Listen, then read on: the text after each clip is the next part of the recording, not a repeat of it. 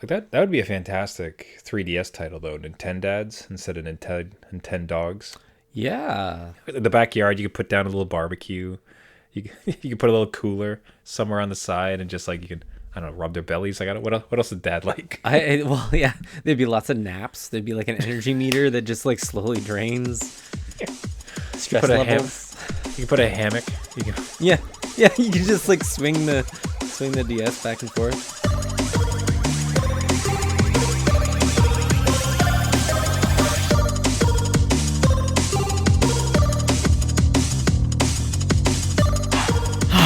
Adult beverages are poured.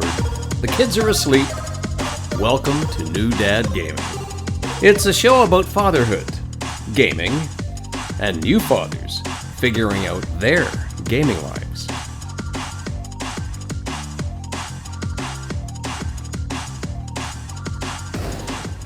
My name is Trevor, and I have an 8-year-old and a 6-year-old.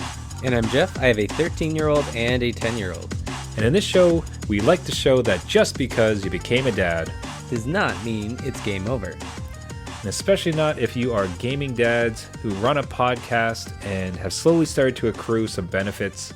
Guys, we have some big news that we're super excited to share. Which is it humble bragging, Jeff? I'm not sure how exactly we'd phrase this. I'm not sure. Can we have some sound effects? Like, I think that would... Pew, pew, pew. Blah, blah, blah, blah. So peek behind the curtain, everybody. As Jeff and I, as we like to say every single week, we appreciate you gaming dads so much for listening and tuning into us. Try to run a small but mighty show. I've had an absolute blast these 7+ years. Recently, we've been invited to a few Nintendo events. You might remember we invited back to, I think it was Dad's Night In of gaming with Nintendo, and this is where they had us for an event with Splatoon. We recently got an out of the blue email. And like, Jeff, what was your reaction when because you saw it first, and your reaction in Messenger was just fantastic. Well, it was one of those ones like, oh my god, we got a new game, Trevor. Why don't you check the email, Trevor? We got 2 game codes. So very graciously, we were sent a couple copies of Super Mario Wonder, which Yes. the brand new title, which is just, we're so incredibly thankful for it. Like, that's so exciting to receive it. And the reason I did want to I'm jokingly kind of trying to peek behind the curtain here about it. We're going to be talking about it in spoiler, like, it's fantastic. But I did want to get it up front that we were sponsored in a sense. We were given some like review codes basically. And why I feel comfortable reviewing it is the fact that we have received other game codes, Nintendo and otherwise, and it was for some games that we didn't like. And those games, rather than just add some more negativity into the game space, we decided if we don't like it, we're not going to talk about it. Yeah. And even some games, I will say that we've approached it in saying that if it's a game we've received to review and we liked it, we could appreciate it. Like, you know what, this game is well crafted. There's a whole segment of people who will really like this game, right? We definitely talk about it still, because it could just be not my bag. That's fine. But we have received codes where it's just like, this isn't very good. We don't think it's a really good fit, so we're just not going to talk about it. And, this game obviously is quite the different one. Like how have you felt in receiving gaming review codes being a dad gaming podcaster? Well, one, it's exciting to see what comes through the door, and you're like, wow, I never expected to be, day one on some of this stuff, right? Because it is quite an investment. I think we've talked about that Nintendo value. But it also, I think, just to kind of touch on what you were saying, that we're only going to talk about the things that have a place within the gaming dad life, and I think that's where I'm coming from. Like, if it's good and I see a place within, some dad out there can share this with their kid, or even have a gaming experience with their kid with some game that we've received, absolutely, I think we'd recommend, or at least say, hey, we played this game, we tested it, we understand it, and we can kind of recommend it and have it like in an authentic way like that. With the games that we didn't quite hit off with, we'll kind of set aside for a bit. Like you said, I don't think we need to add to any negativity, but it's nice to receive things after so many years of being on the air. Just saying, we're getting recognized out there. Yeah. it's humbling. It's certainly, it's just, we're vastly appreciative for it. So it's just what, like I said, before we got off the hop, we wanted to mention it as a peek behind the curtain because so many of you have been along with us for such a long time on this journey. So it's kind of a fun happenstance. So Super Mario Wonder. This game is legitimately just fantastic. I am talking, my wife was upset because my sons and I were laughing so hard that it woke her up early on Saturday morning. Like, Wonder is a fantastic title for it because, and like Jeff, I want to make sure I stop talking because I could go on forever and I really want to hear what you're saying. But for Wonder, I found was an absolutely phenomenal title. You never know what's coming around the corner. They have taken the very tried and true Mario formula that everybody loves. They have paid it every possible respect, and it is exactly what you expect.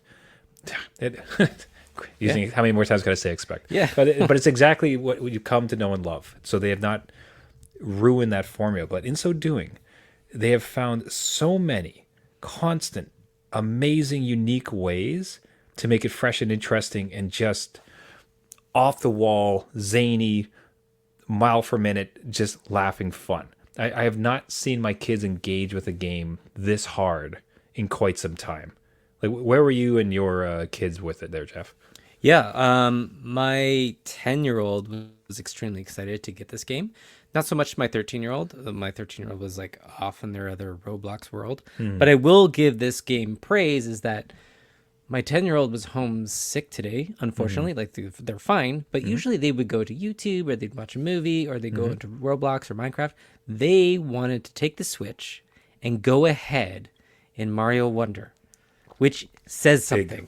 That is like a big, big plus to this game, that it's kind of like taken a spot away from their usuals so that they can move ahead and see what's next. Because I had very much the same experience that you did, and we'll use the same words as you did. Like, it is full of whimsy. It is just something that is totally vibrant, colorful, like everything just bounces and vibrates, and you have no idea what's going to come next. And like, the wonder seeds that they put through the levels, like, you have no idea what dimension you're going to go into. I mean, Mario is an elephant. Like, who would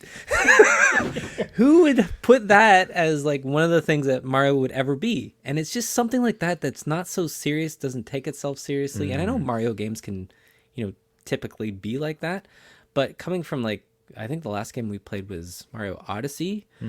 You could tell kind of what the level makeup was. This one, you have no idea. You go into it, every level is completely different and amazing. And what sealed the deal for us was, like, even just level 2, where it was the song level and the piranha plants sing. Like, that was amazing. We were just smiling the whole way through. It was just fantastic. So I'm ready. Like, this game is absolutely for any family, like any age. I had a blast with it, and so does my 10-year-old. Yeah, and they really could. What is impressive about it is they could have simply released another Mario game. Yeah, absolutely. It could have been a slight twist. Bowser shows up, steals Peach, couple levels, Goombas, off you go. Yeah. Ice World, Lava World, Sky Sell World. millions. Absolutely, they could have just slapped Mario on any game. And the amount of effort that they've put into this title is just uproarious. Like, and the risks they took too. There's this one that both my son, like, I had to pause because both my sons were on the floor laughing, and we kept dying. It's like, guys, we got to keep going here. Yeah. But at one point, you take a flower, and then this train, and it's going to sound ridiculous. You have to play this game to understand it. Jeff will know exactly what I'm saying. Yeah. You get this mystical flower that kind of changes the entire world, and then a train of rhinos comes flying up out of the corner that you then proceed to ride through the rest of the world, and you're jumping and you're dodging, slamming into things. All nonstop, just never-ending, wild, fun things that are happening in this game. Like, I've never seen such variety in a Nintendo game. Absolutely. And even just it's so lively. So I know that I did a little background research on just why does it look the way it does. And they really poured a lot into the animation system because they wanted to kind of go from where the Mario movie and all the, the little nuance to Mario's face and all the other characters. And that's what I realize is that every character and even the enemies and stuff all have like almost facial expressions and little mannerisms that they do that just adds to the life of the world. And I couldn't stop just like just staring at the level in front of me. And there's no timer. That's one thing to mention. There's no timer, so you could just take it all in. It is super dad and kid friendly. That's a really great point, because what they introduced is a couple. I think the last one or even two ago was the other characters, and the characters act as a difficulty setting, because in this one, Yoshi, I think Toad is slightly easier. So Mario and Peaches are just normal players. Toads, I think, are slightly easier. I may be off on that one, but you get the sense. And then Yoshi's can't get power-ups, but they can't get hurt.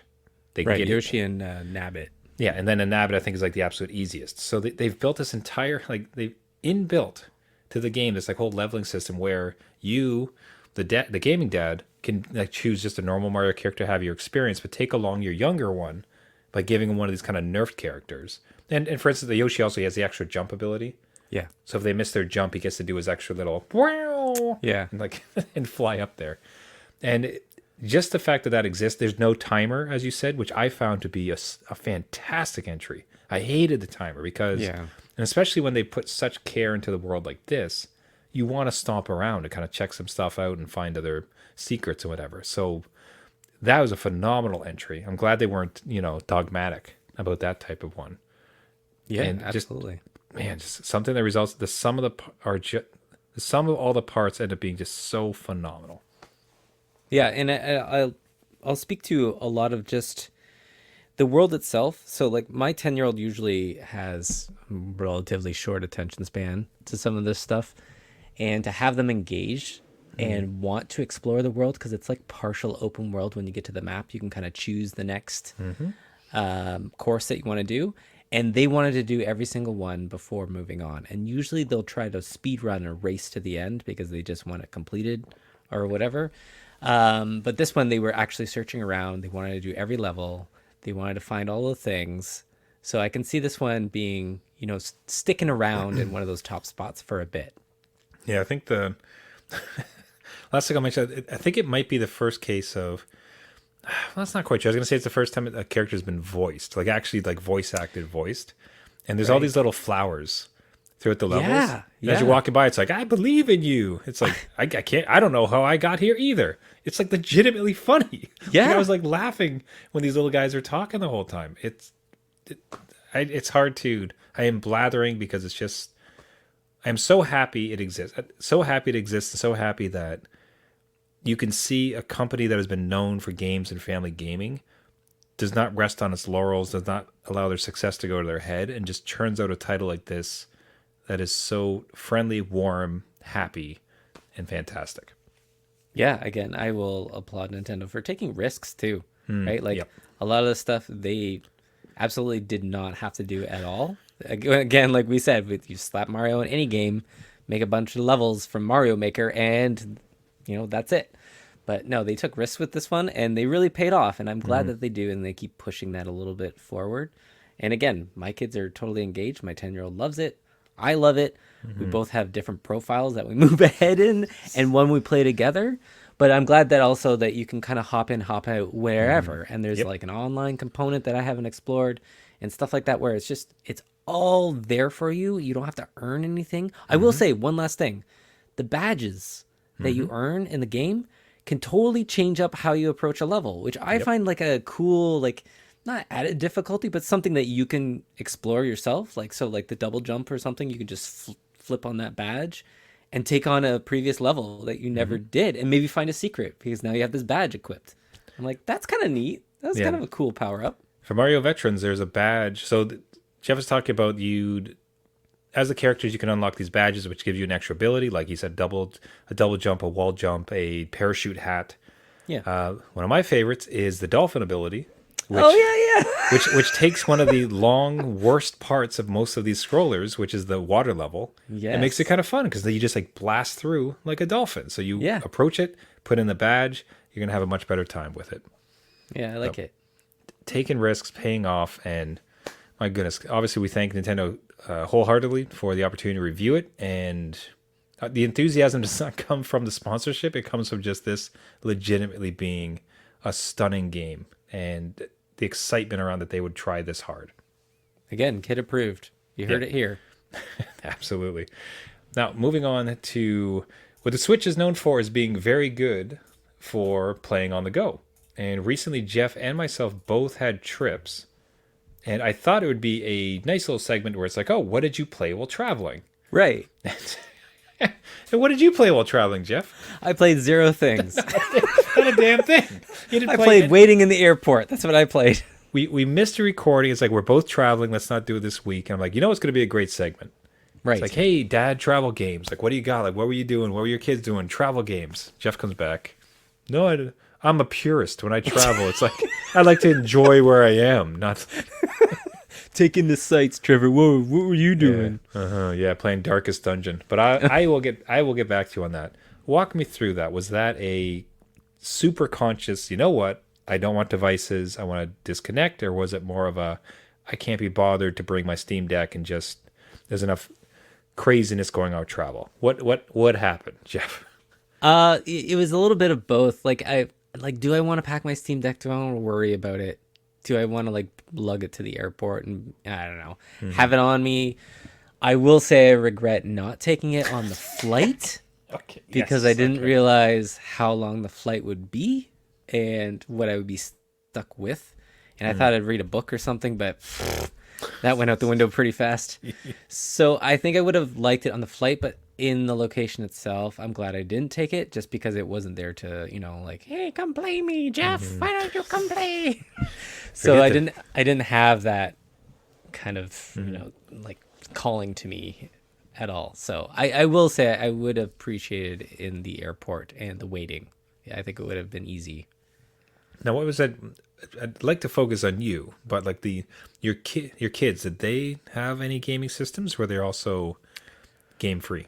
Oh, no, they had gaming systems, and we had a conversation about that because they brought their laptops over to Grandma's, and we have time limits on them through the Microsoft Family Safety app. So we set up schedules, and they have so many hours per day, right? Okay, so just real quick. So you traveled, your kids stayed home. Yes. Sorry. Yes. Okay. Sorry. I was trying to do the math. I'm like, so they slightly different. I was wondering if they had it for the traveling, No. Okay. So now they take their systems to Grandma's. They took it to Grandma's, and Grandma is, trying to be cool, Grandma. Of course. And lets them stay up at way too late on school nights. They had school nights. They didn't get away from school, so they had 9:30 on a school night, which is way too late for them. Yeah. But we were getting warnings on the app saying that they've reached their time limits, and then they're pinging us to try and add time to it. I'm like, you should be in bed. I know what time it is back at home. So you're kind of selling yourself out here. You're selling Grandma out too, because she's trying to give you some time. And again, it's kind of vacation. Think of the calculus on that. It's like, okay, I'm up way past my bedtime on a school night. Yeah, and I've overused my laptop time on a school night. Yeah. However, I'm gonna roll the dice. And I'm going to message old Dad and see if maybe he'll just let this one slip or not, or he'll be in such a daze that he's not going to think about it. That is a bold choice. It's manipulation. I'm telling you. They're like, oh, Dad's on vacation. Dad and Mom will totally give it to me because, why wouldn't they want me to, be fine? And we miss you so much, right? That kind of stuff. So, no, we did not end up getting them game time, but it was one of those things where they every day would ask. I'm like, no, we're gonna have a conversation when we get home about this. On the airplane, when I don't have Wi-Fi or cell signal, I get back into the airport and I have 20 messages saying they want extra time on the computer. Anyway, they had game time. I did not. I'm sure you did, or it sounds like you did. Maybe you're more like my kids and had a whole bunch of hours to play. I was pinging my wife hey, I want more game time. Come on. Yeah. No, so it was a couple of flights here and there and just some hotel time besides. And what I ended up with was Darkest Dungeon, of anything. It is a title that sat on my iPad for a crazy amount of times. And I'm on the plane and doesn't need a connection. It's just a full game, totally on your system.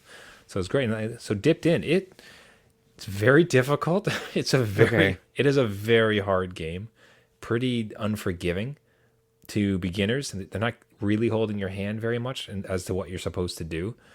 It's got a fantastic loop. Like, it really draws you in, like the world and the story and everything. Well, story not so much. Like the world, the management of it. Like, your heroes will die. You cannot really get attached to them. So it's fantastic. It was nice to dip into something I had that I hadn't touched before. And it was like, okay, let's give this one a spin. Well, now I was gonna say what that. Given its visuals, it's kind of hard. Like, I'm generally traveling for professional reasons, and I'm trying to like dress up to do the part. And there's just something, I don't know why I'm self-conscious. I got past it. I got over myself, but there's just something about being like bringing out your iPad and playing this game, which is like gory and dark, and just it kind of looks juvenile in a sense. As far as like its depiction of people, it's like this guy's got a cloak and like 6 chains and like a skull. Yeah. So it's slightly juvenile looking in that way, and it's dark and gritty and bloody. And I'm on a plane. I'm just sitting beside normal people, and I'm like, and then I'm gonna change my shadow attack, and I'm gonna go over this way. There's just, you just feel kind of juvenile to be like playing games sometimes in public. I don't know. As I said, I got over myself. It's also like, I don't know this person. I don't care what they think about me. I'd like to have a great time, and this is totally fine. So I arrived where I was supposed to, but there's always those nagging doubts. I don't know if you still get those sometimes, being a adult who games. I mean, you would be sitting beside me on the airplane, and I'd be trying to read my book and probably looking over like, hey, what's that game? I wish I brought my Steam Deck. I thought you were going to shame me. Like, no, still playing games, eh? No, As he flips a page to like War and Peace. I'd be like, oh yeah, that game's terrible. No, I'm just kidding. But yeah, I see what you mean. Like, I don't think I could ever play it on like a bus or anything, or even a train. Airplane, I think, is fair game. I think there are movies and Netflix and whatever, and they're watching the in-flight movie. Who cares if I game? So I have no shame there. But I will have shame in like, other places that seem weird, like a doctor's office, like things where you're only there for maybe 30 minutes. Doesn't really make sense. Yeah, I think it kind of depends on what. I remember once there was, God, what it was the PSP. It is back way back, and I had a PSP, and I had some number of systems, and I was going to and from work. I had like some hour and a half commute both ways. It was ridiculous, and I would read a lot, and I'd play like a PSP. And there's just something specifically about sitting on the bus for an hour and a half, wearing like my dress suit, like my dress shirt and my pants, like playing Final Fantasy on my PSP, and just I was so compelled to do it. Right. I so badly wanted to play this game, but then I'm a new young working professional. I'm not sure that like this is really a good look. Like, as long as you're not playing it at work during that business meeting or whatever you're doing. Yeah, playing it at the job, that'd be great. Right. And about the third quarter, doot. Hold on, I have to dodge like 1,000 lightning crashes in Final Fantasy X. Yeah, I'm almost there. Oh Lord. Hey, gaming dads, do you have some embarrassment playing games in public? Do you have dad recommendations for when you go traveling? What game is there a game that you like to play? Reach out to us, newdadgaming.com or newdadgaming @newdadgaming on Twitter. Now, the fact I came across this one because I was scrolling through my iPad while in airplane mode, and it's like, all right, well, what could I play? What could I do to pass some time? And this one happened to be there, and kind of got me thinking about the games we haven't played, the games that we didn't miss. And before we talked in the show, you and I like quickly went to. You recently had the experience I want to talk about, where you went into the App Store to see all the old games you actually owned. To counter it, I went over to Steam, and it turns out I have 222 games in my Steam library. Can we just let everybody know that doubles what I have in my library? So I'm surprised. Almost triples. This is Humble Bundle. This is good old game sales. This is some Amazon Prime, like they give away games now. That usually goes to Prime Gaming. This is Steam Summer Sale, where you'd be grabbing some of these things for like $1. It's like, oh, I'll play this one day eventually. And the best part about this screen that just sums up dad life is like all games, 222. There's another tab lifted perfect games. Games that you perfected. 0. Like, not a one. There's not a single game I have played to perfect completion. And then lastly is like the other sad one, which was like my case in the last couple of weeks, is recently played. Also 0. Zero. Zero. Big zero there. So you own so little, so water everywhere, but not a drop to drink. Yeah, we were rolling through this. This was just embarrassing as far as games. So what did you find in your list of games that you hadn't played? Yeah, so on my like I was going through my mobile app store just to see what else I had purchased along the way. And I apparently own the entire GTA trilogy. Like the original Vice City and San Andreas. And I'm like, okay, I don't know when that happened or why I have it, but it's there and I could download it and probably play 5 minutes and be done with it. But it's like one of those things where you scroll back in time, like you were saying, and either you have no memory of these things or you caught up in on a sale. I think I have some of the Final Fantasy ones too. Mm-hmm. And I for sure bought those. But it's like one of those things where you buy it, you set it on a shelf. You set it on your digital shelf. You're like, I'll get to it one day. One day. And then life happens, kids happen, whatever else happens, or you get a game from Nintendo. But things happen, and you put it away, gone from memory. And I think we were saying before the show is that we don't actually have to buy any other new game ever again. We could just live on our backlog until, the end of our life. We die. We would not. We could attempt to play every game in our backlog, and I don't think we have enough time left in our lives to do it. I don't think so. There's a lot of big games in there, so yeah, we could totally do that. But that's not going to happen. Let's be honest. What fun is that? That's not. We want to be hip with the times, get the new games. Talk about the new Spider-Man 2s and all this stuff. I would like to hear it. So if any gaming dads, man, we have the one gaming dad. This dad's Platinum Journey. Yes. Now, he mostly seems to do it on PlayStation, but I'd be kind of curious to see how many perfect games he's managed to rack up. But I'd be curious to listen to some. I'd be curious to hear from some listeners, and we can mention names next show of how many games do you have in your Steam library. So Jeff's got 90. I have 222. Does anyone have like 10? Does anybody have like 500? Like, where are we at? Reach out to us at New Dad Gaming, newdadgaming.com. Get entirely off of digital here for a second. Okay. Hard turn here. I wanted to mention this came up in our house and it was fantastic. Both my sons will draw. They like to draw occasionally, but they'll kind of do it like in spurts and fits. Yep. What's really turned them back onto it was my wife's discovery of a YouTube channel. So this in specific is Art for Kids Hub. Art for Kids Hub.